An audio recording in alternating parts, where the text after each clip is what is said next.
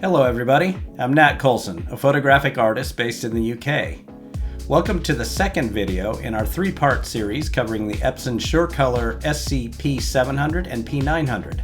I started my career working as a graphic designer in the late 80s, and by the early 90s I was really getting heavily into print, and at that time some of the first photo quality inkjet printers were coming out. Flash forward a few years, and around 2003 I started my business in fine art photography. Since then I've done quite a lot of exhibitions. I've shown my work in every kind of venue, and a couple of years ago I opened my own gallery here in England.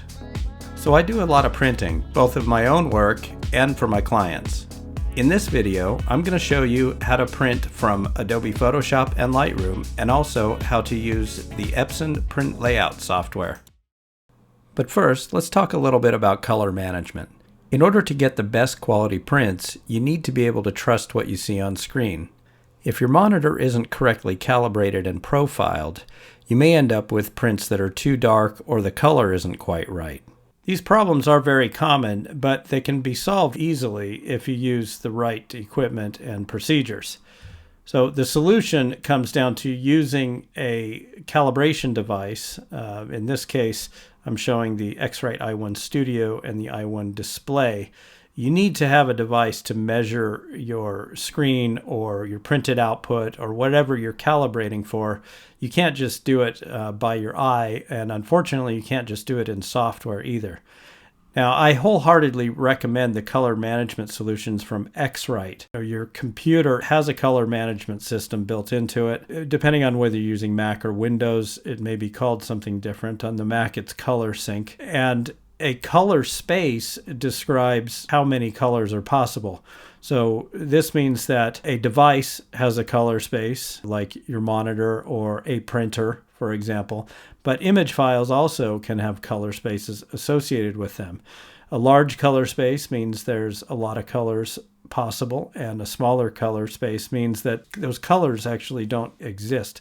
So the goal of color management is to translate the colors from your image through the imaging pipeline so that what you're seeing on screen effectively is as close as possible to what comes on the printed output.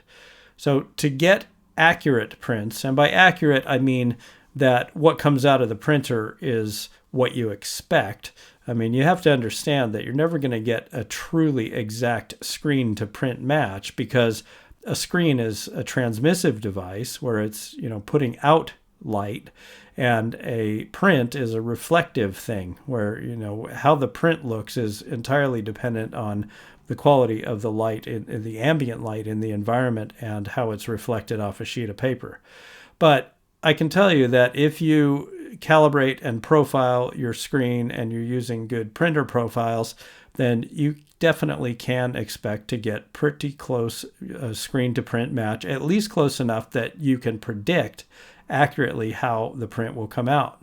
But to start, you do need to use a good display. And unfortunately, if you spend just $100 or even a couple £100 on a consumer grade computer monitor, that is never going to be accurate in terms of showing you the true colors of what's in your photographs. Realistically, you need to be looking at sort of the £500 to £600 range, or the equivalent number in dollars, if you really are trying to do good quality photographic work. So you got to start with a decent display. And then also, you need to make sure not to set it too bright. The biggest problem that I see sort of across the board is that a lot of people will unknowingly set their monitor brightness far too high, and then of course when you make a print, well, the print looks a lot darker simply because what you're seeing on your screen is not correct or accurate as to what's actually in your image file. So starting with a good display, setting it to a correct brightness, calibrating and profiling it, those things in and of themselves will get you 90% of where you need to be for getting an accurate print. And then you need to be using good quality printer profiles. And by using the correct ones, I mean most often you can get printer profiles from whoever made the paper. So if you're using Epson, for example, they provide printer profiles for all of their media. So you need to use the correct and good quality profiles as well. So now we're ready to get into photo printing. So we've gone through a quick edit and some develop adjustments in Lightroom, and now we are at a place where we're ready to make a print. So we'll just quickly, establish some of the basic goals, what we're trying to accomplish in our printing. First and foremost, especially in terms of photography as art, we're trying to maintain the best possible quality. But we also don't want to take too long doing it. Speed is important, and you will find that the more that you do these things, obviously, the more efficient you'll get at it.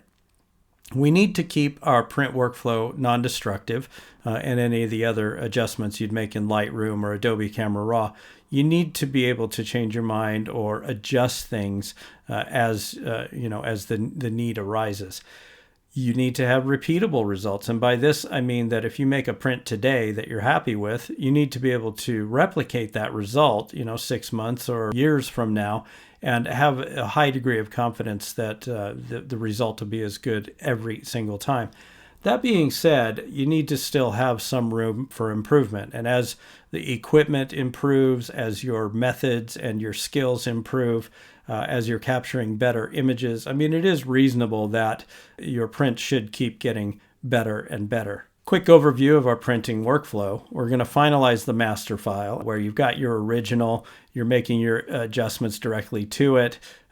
We are not going to make any adjustments or changes to our master file specific for any given print job. You need to work up the master file so in and of itself you're pleased with it, and then you would use derivative copies or separate print files depending on the print job that you're doing.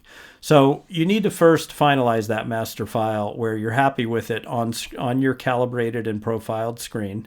You need to decide on the size that you're going to print, and you do have a couple of different sizes to consider here. One is the live image, or how the printed ink sort of sits on the paper, and then you have the sheet size. So depending on whether you're using a cut sheet or a roll feed media, there is some maths involved, and you need to kind of be clear on the sizes that you're working with. Choosing your media is going to be down to not only budget and what may be immediately available, but you want to be thinking in terms of picking each paper or canvas or whatever is your type of media should, be a good match for the image itself. Now, preparing print files, especially if you're using these derivative copies I'm talking about specifically for each job, this opens up a possibility that you can make some adjustments specifically for a given print condition. Going through your page setup and printer driver settings, this would be something that you do enough to get routine and a set of habits that you can repeat, again and again. But realistically, you got to check every one of these settings each time that you go through the job, because you never know if something has been reset to the default or if maybe something has been left from another print job. So I'm going to go over that with you. Checking the printer setup in terms of, ink levels, doing a nozzle check. And then after you've done all these things, then you will cue the job for the output. So here we are in the Lightroom print module, and I have this image. I'll just use this as our printing example. So within the print module in Lightroom, the first thing always to do is check your page setup. And I do this first because your paper and page size here, as well as things like orientation and scale, that is also fundamental to getting set first, because then that is what will lead to all of the other measurements and the settings that you would apply in the layout panel. So the first thing, of course, is to choose the correct printer. And I've got selected here the Epson P900. I almost always try and print in portrait orientation, which sometimes means making a page setup that is wider than it is tall. For example, if I'm using a canvas or a roll feed type of media.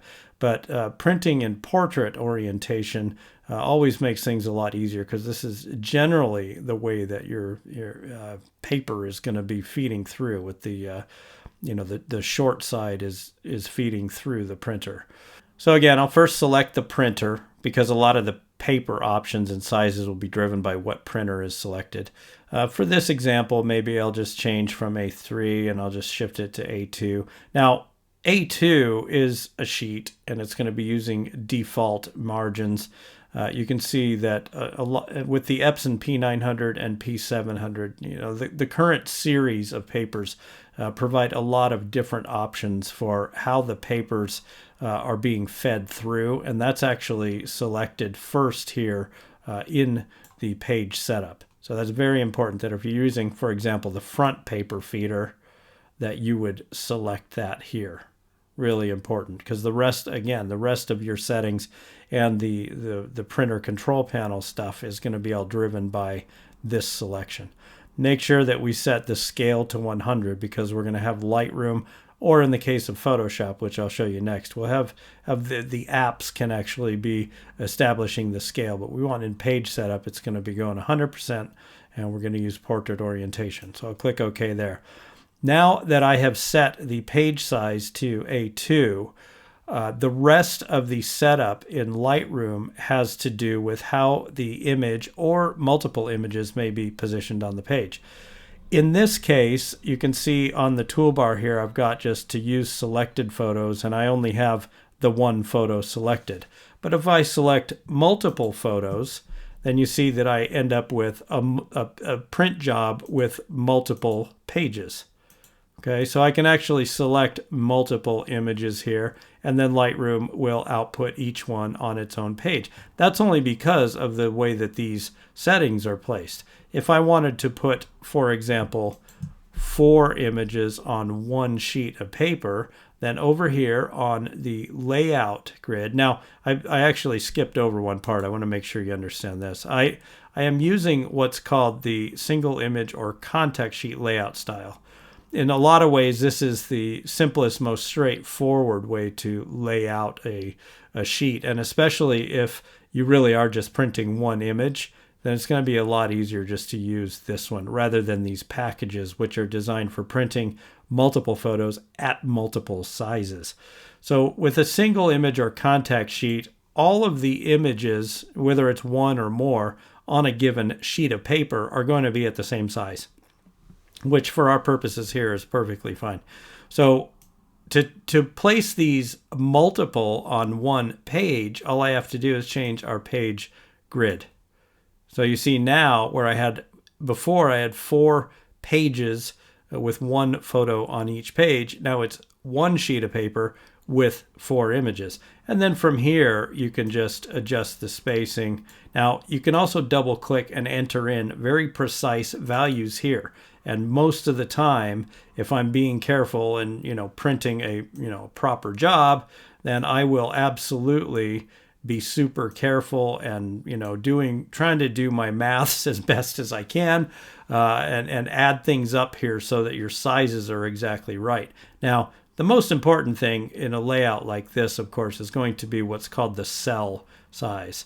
And down here at the very bottom, this is saying the height and the width. So each of these images then is in a box, effectively controlled by this sizing. So you'll note that we're not seeing any guides currently. If I go down here to the guides panel, I can show the guides. And now you can see how each of these images is placed within its respective cell. I'm just going to go back to one image per page.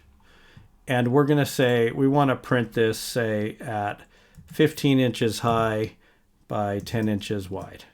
Okay, so you just type that in exactly. Now, you can change your ruler units up here. So if you're more comfortable working in metric, then choose that here.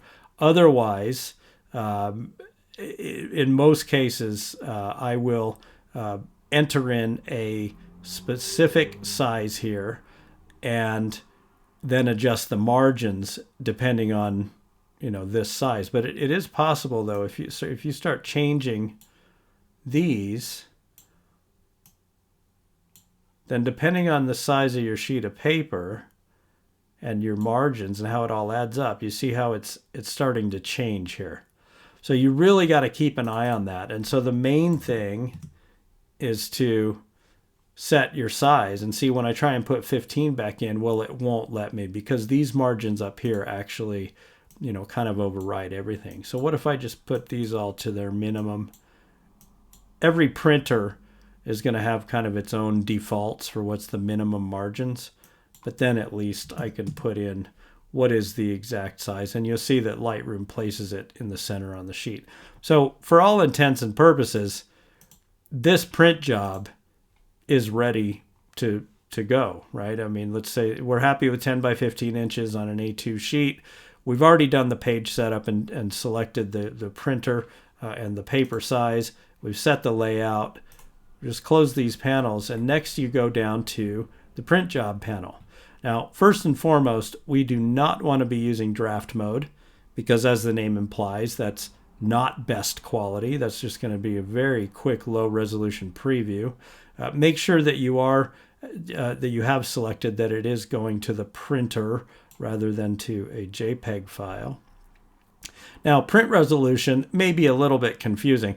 If this box is checked, then Lightroom will resample or resize the images using this number of pixels per inch for each image, regardless of what the original native resolution may be. If this is unchecked, then Lightroom will send the print job to the printer using whatever resolution it ends up being. Okay, so I think in most cases, unless you're absolutely sure of the resolution this image would be at this size, you're probably better off just leaving that checked. And then on Epson printers, 240 is kind of our sweet spot. That's ideal. Sometimes I may go up to 360, but that is extremely rare. Most of the time I'll do 240. Now, those are multiples of kind of magic numbers that just nicely match up with the arrangement and the sizing and alignment of the piezo print heads, the nozzles on the Epson printer. So 240 is kind of our sweet spot there. Print sharpening, I would always add some print sharpening depending on the image and how much it's being enlarged and what's the resolution. Standard is fine. You can choose between matte or glossy media type. Matte is going to be a stronger amount of sharpening than glossy. And then 16-bit output. Again, we don't have enough time really to get too deep into this, but if your image is 16-bit or it's RAW and your printer driver supports 16-bit, then on some images, having 16-bit, can provide a better quality, potentially, maybe in smooth gradations, like in this type of area. But for most images, for example, like this image, you would never see a difference whether or not it was printed as 16-bit or not. So I generally don't bother with 16-bit output. The rule of thumb is if you don't need it, leave it unchecked. So next we'll go down to the color management section of the print job panel. This is one of the most important parts of setting up the print job in Lightroom. First, we want to make sure that Lightroom is using the correct printer profile to output this job. We do not want it managed by printer. This means that the color management is going to happen through a printer profile. Now, apologies that this menu is cut off, but you can see here that there are a few printer profiles in this menu that had been registered previously. If I click Other and then open this window, we can see these are all of the printer profiles that are registered on this system. And so let's say if I want to use luster photo paper, then I would check the box here, click OK, and now you see Lightroom has loaded that profile. This is the best way to ensure correct color management, not letting the printer manage it. Now, the rendering intent, for most jobs, I use relative. The only time I might use the perceptual intent is when there's some very maybe saturated colors or color relationships between very saturated colors. So if you're really into fine-tuning your color management, you owe it to yourself to learn a little bit more about how perceptual and relative rendering intents work. But most of the time I will use relative. I do not apply any print adjustment here. These controls are very crude, and they're really not a replacement for using correct color management procedures, especially if you've got a good quality computer display and it's been profiled and calibrated correctly. Then using the correct profile, this should give you a good match. So you should not have to be doing much down here in terms of print adjustment. Now that I have selected the color management options and chosen the profile, next I will go to the printer dialog box here. And when I click the printer button, this brings up the print driver panel. The software and the options that you actually are seeing in this section are all provided by the Epson printer driver.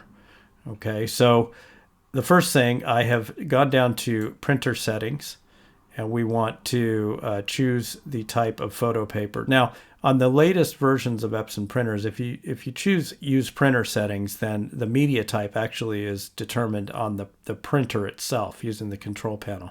But we can choose photo paper luster, print quality. Let's just say quality options. This gives you a range of slider adjustments here, so you can choose. Now, for almost every photo, 1440 is going to be totally appropriate.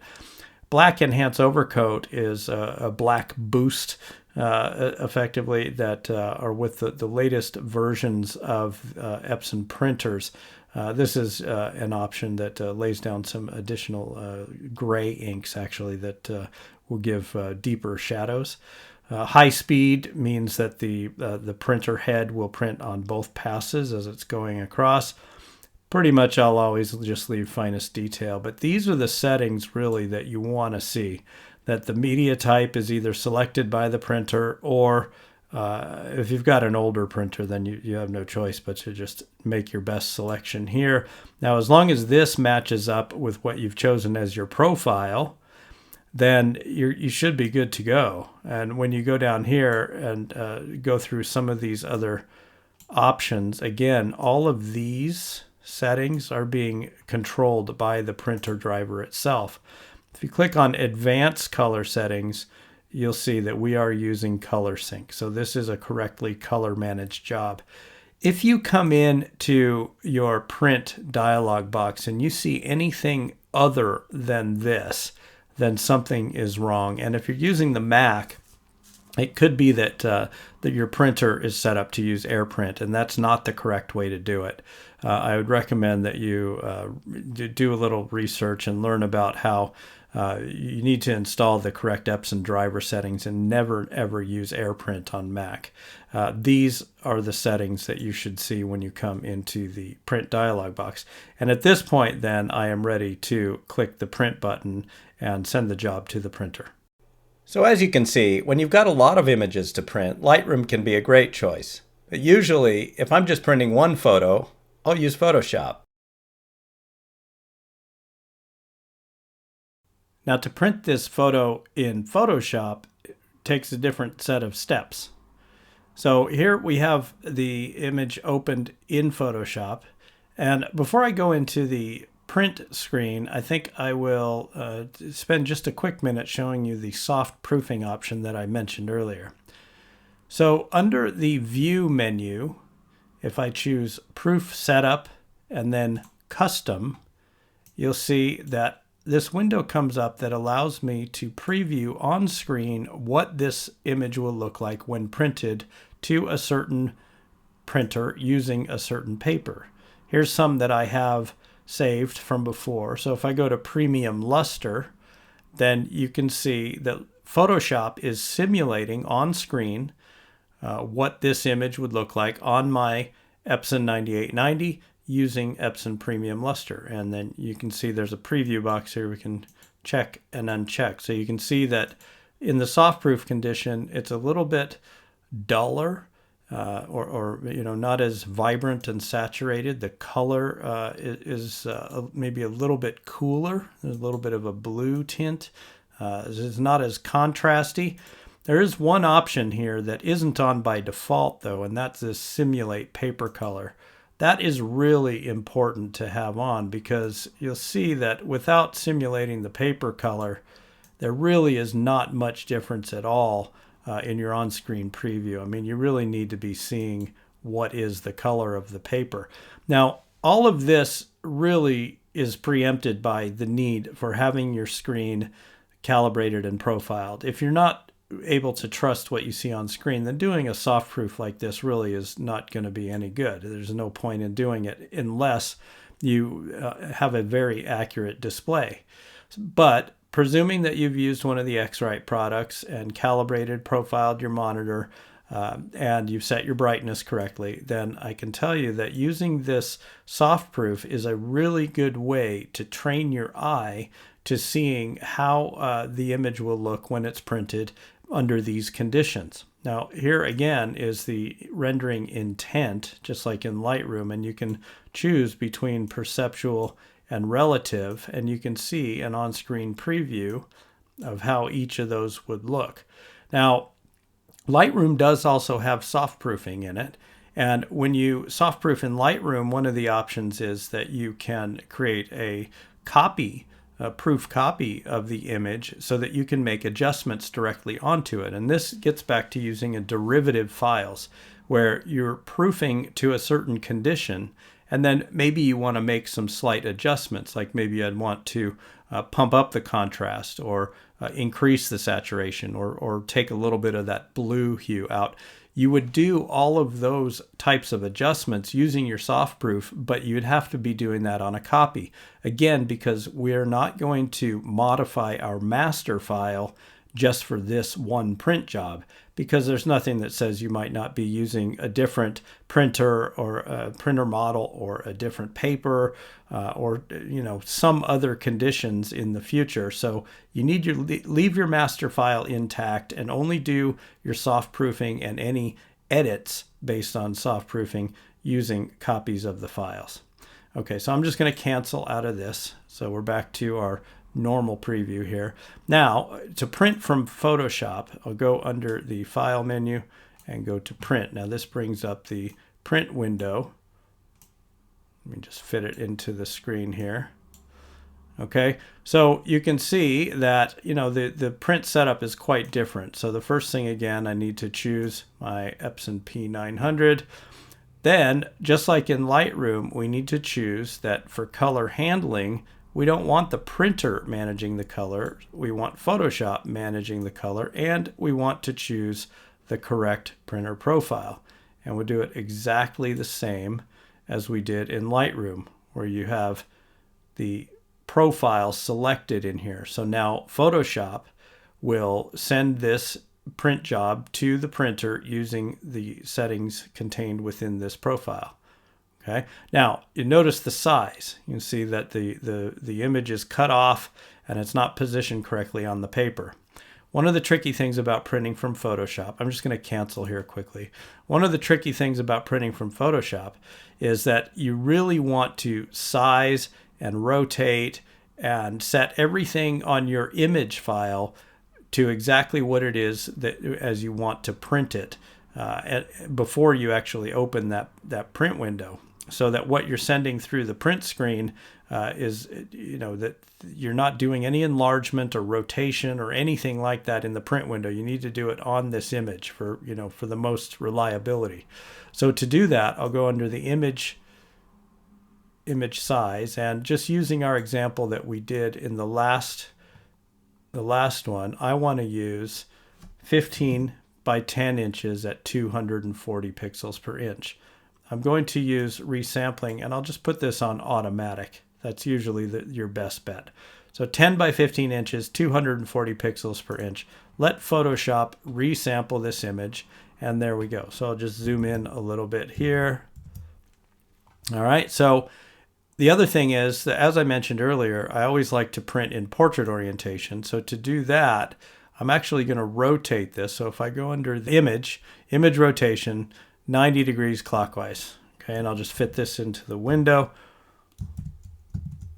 Okay, so this is actually how I'm going to print this job, right? And the reason I do this is because the positioning and scaling of an image in Photoshop using these controls is really unpredictable and very difficult, and you'll waste a lot of time and a lot of paper and ink. So if you just size it to what you want, maybe sharpen it. I didn't do any additional sharpening. I'd probably do one pass of unsharp mask print sharpening on here before going into here.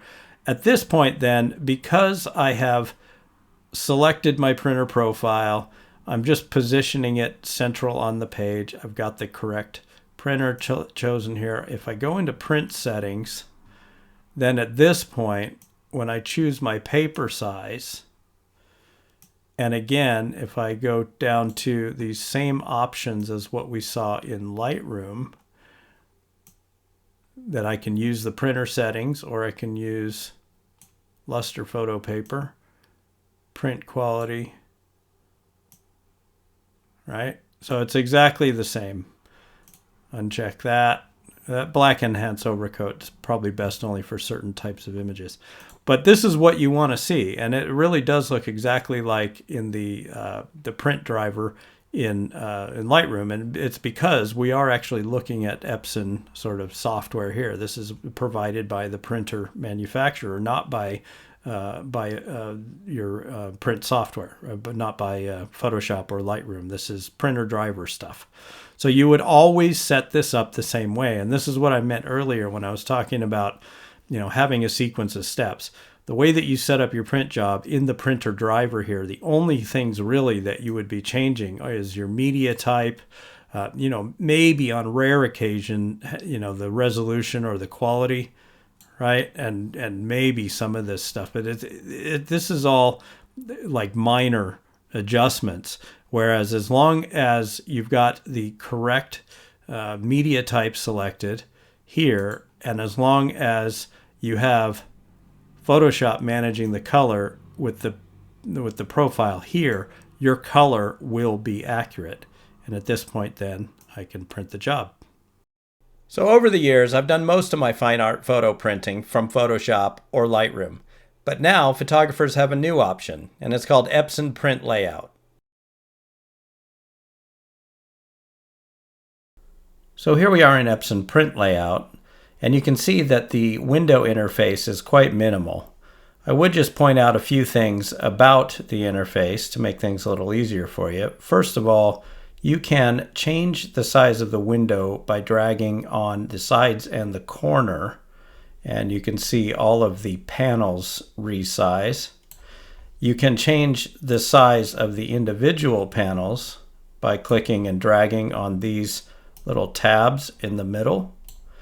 And you can also go full screen. Now I'm on a Mac here. You could do the same thing on Windows, but on Mac it's clicking this little green button, and now we're in full screen. I'm just going to briefly go back to not full screen just to show you the process of getting the images into the program, because there are a couple of different ways to do it, and one way using drag and drop would sort of presume that you can see your desktop. So continuing briefly our tour of the interface, you've got just a few basic menus up here. There's not really much to be done up here. So under the File menu, the one command that you might use is Open. And the Open command is Epson Print Layout's way of bringing images into the program. So if I click Open, you can see I've got a folder created here with images that I've previously saved out. You may have already noticed, but maybe it's worth pointing out, that there are no editing controls provided here. Epson Print Layout very strictly is designed for laying out and printing your finished images. So you'll need to use other software to get your images ready. And then when you have TIFFs or JPEGs or other image file formats, you can bring them into Epson Print Layout to do the actual printing.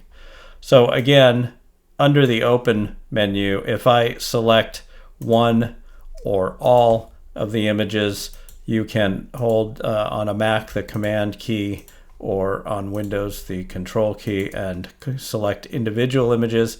If I click Open now, you'll see that the images get added in to this preview thumbnails area down here. So these are the images that I had just selected, and you can see I can go through and click each one. Now it's also worth pointing out that you may open up Epson Print Layout and see some default page size and a paper size with a page setup, and that is going to be one of the first things that we're going to need to set. As it stands now, all of these images are being placed onto the same page size, and we don't really know what that is until you look down here and see it listed. 5.93 by 4.13 inches is our paper size. And you've got a display also here for the resolution. So obviously one of the first things we're going to need to do is set our paper size. I'm going to come back to that briefly though. First, I'm going to clear out these images and show you another way to import or open your images into Print Layout. So to remove images, I'm just right-clicking on these and choose Eject. Okay, so the two commands are Open to add them in and Eject to get rid of them.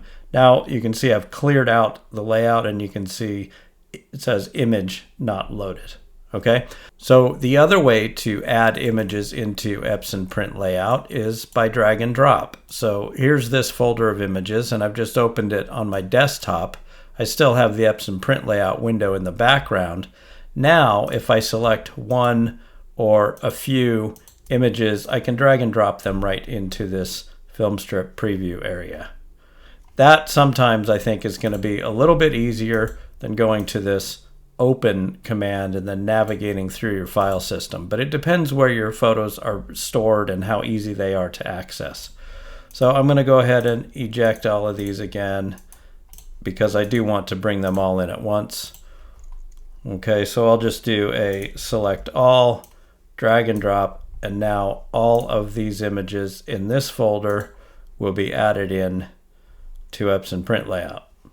Okay, and now at this point, I think I would like to go ahead and enlarge the window to fill the screen. So I will just drag to resize some of these others. And then there is also a zoom control here, which is actually zooming into the layout, as you can see. Okay, so I've turned on my cursor utility so you can follow where I'm going on the screen with this little purple circle when I move the cursor. Okay, so there's a sequence of steps, like with most software, that you're going to want to go through. And in almost all cases, the first thing you're going to want to do is select the printer and choose the paper size. I just remembered one other thing. Before I get into that, up here are these two buttons which control the visibility of the Browse thumbnail area and this Settings tab, which is on the side. So if you need more room, you can open and close these. If you open up Epson Print Layout and your thumbnails or the settings are not visible, use these buttons up here. You can also save presets. So as you go through and make changes to your layouts and your color settings, then by all means, it'll save you a lot of time to save your presets for later. Okay. So again, the first thing we want to do is select the printer. So we'll start at the top here with printer settings. So I have the printer selected, the SC-P900, and you can see any other printers registered and installed in your system would be visible here. The next thing to choose, just sort of working top to bottom, is your media type. Now, these are all the Epson built-in default media types that come with the printer driver. You'd have to refer to the printer documentation or maybe the media documentation more accurately If you're using a third-party paper type that doesn't exactly match with one of these Epson types, there will always be a recommendation of which one to use. For this example, I'll just use Premium Photo Paper Luster. The next setting here is paper size. You can create your own custom sizes as well. Most of the time, especially if you're printing on sheet-fed media, it's going to be a lot easier just to use the built-in standard sizes, especially A sizes if you're working with ISO paper sizes. But you can see it's got some North American paper sizes in here as well, and a lot of the sort of standard sort of photographic print sizes are built in as well. Okay, so let's just say we want to do A2, just to take advantage of what the P900 can accommodate. Paper source, pretty simple choices here. You've got sheet, and whether it's sheet with margins or borderless. As explained in video number 1 of this series, I almost never print borderless. So I most often would be using sheet if I'm using a cut sheet media.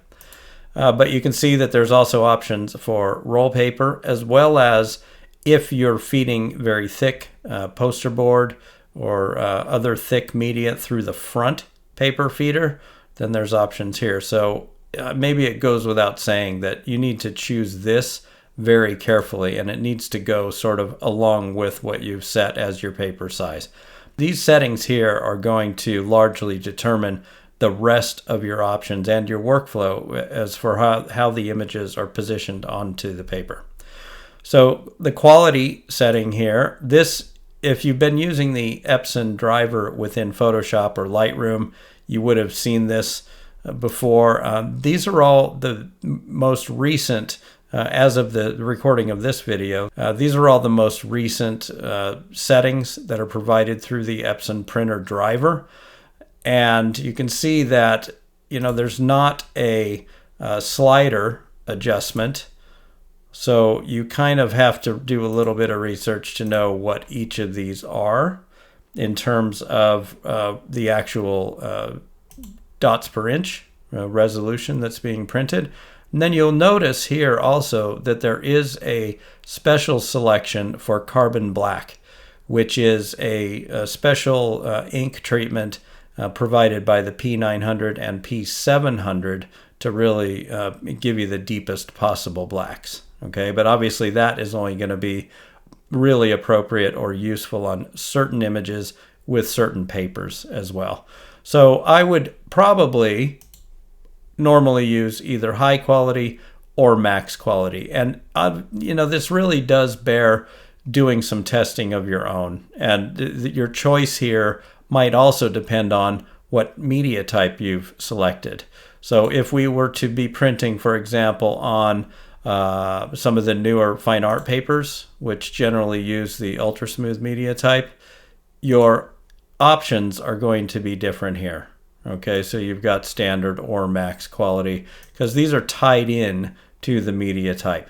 So just understand that what you see in each of these menus changes on the fly, and that's why it takes a minute for all the settings to load and reload when you make a change. So I'll just leave it on high quality.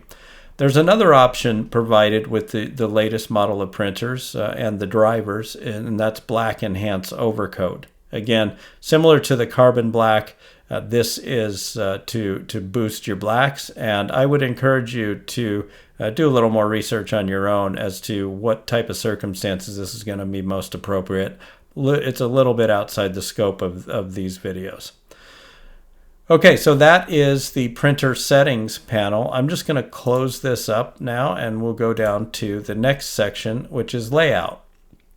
So you've got the first menu is type, and this is giving you some built-in previews and layout styles to help with different types of print. So a gallery wrap is expecting that you are going to be wrapping the image around the edge of a set of gallery stretcher bars, which I think is a really interesting and very useful function. If you like to have your image wrap around the sides, you see you can change the depth, including putting a custom depth on it. You can control how much overlap there is, whether or not trim marks are actually being printed. Now, you should note that these dotted lines, these shouldn't print, but these little corner marks will print. Okay, and so you can also use mirror image. As you can see that that's what it's doing here. It's taking the width of the image and going inward and then reflecting that back out. So that's the mirror image effect. If you choose none, then this will just be added depth here, unprinted canvas. We can choose wrap image, where it's actually effectively just cropping it to the size of your canvas, with the sides, just the image wrapping around. And if you're doing canvas wraps, you know, this is something that you're going to want to spend more time on and experiment with. Again, a little bit outside of the scope of what we're doing now. And same goes for template. Like all of these layout types have quite a bit more room for exploration and setting up for your types of print jobs, especially considering that once you've set all of these in here, then you can create your own presets.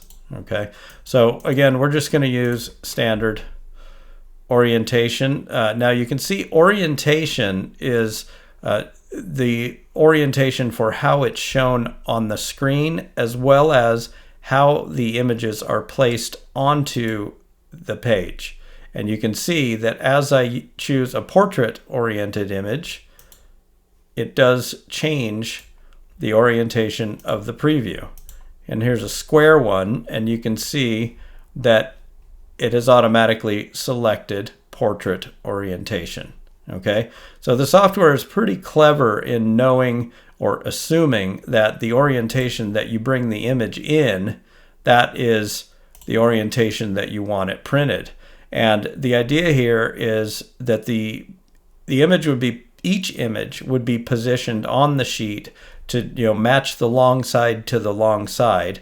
And then as it's going through the printer, it will automatically switch so that the short dimension is the edge being fed through the printer, and then your images are being positioned on the page depending on their actual orientation.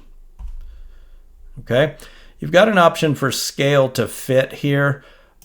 I have to say I'm not really the biggest fan of something like this, because we don't really know by checking this what exactly the size will be. So I would prefer to uncheck that and set your size manually here.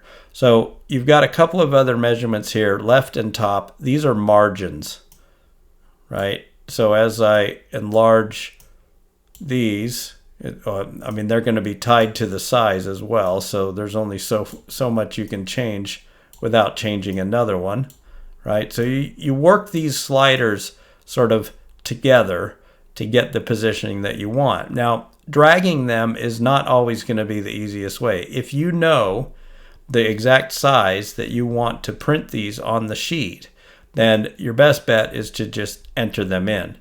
Now, as is sort of similar to the other examples that I typically use, let's use a 10 by 15 inch print on an A2 size sheet.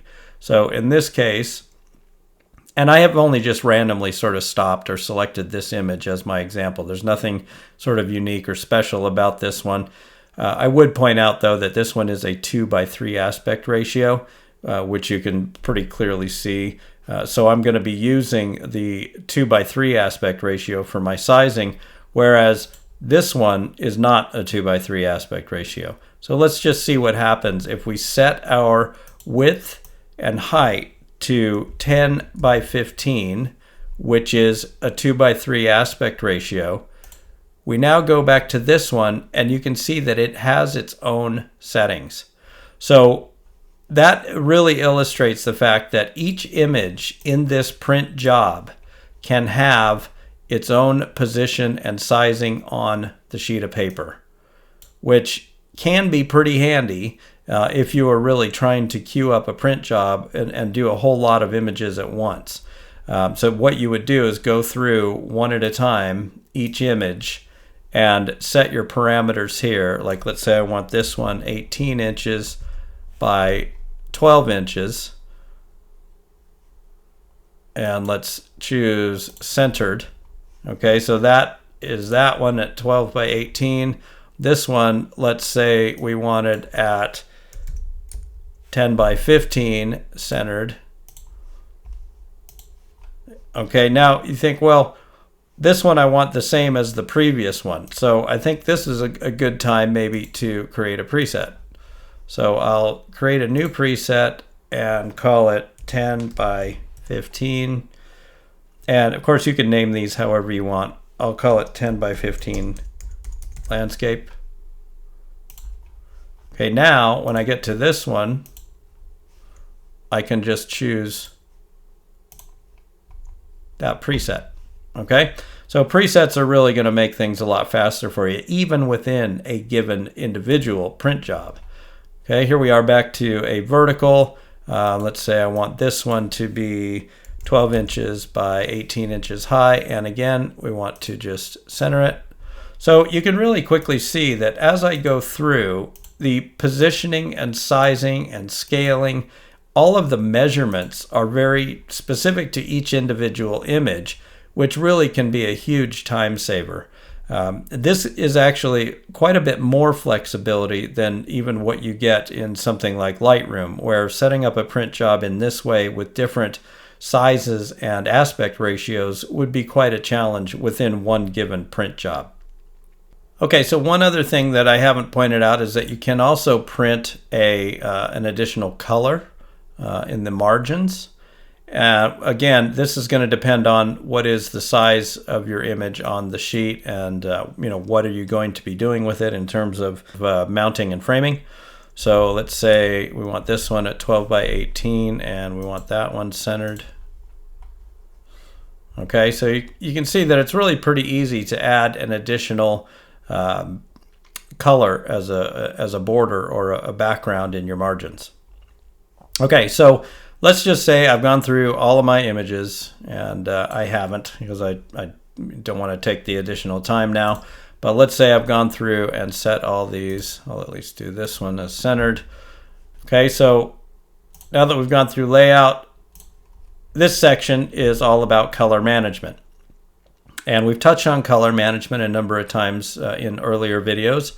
The important thing here is that we never, well, I say never, almost never, I can't think of a situation where we want to allow the printer driver to control the color. So one of the first things we need to do is change it to use ICC profile.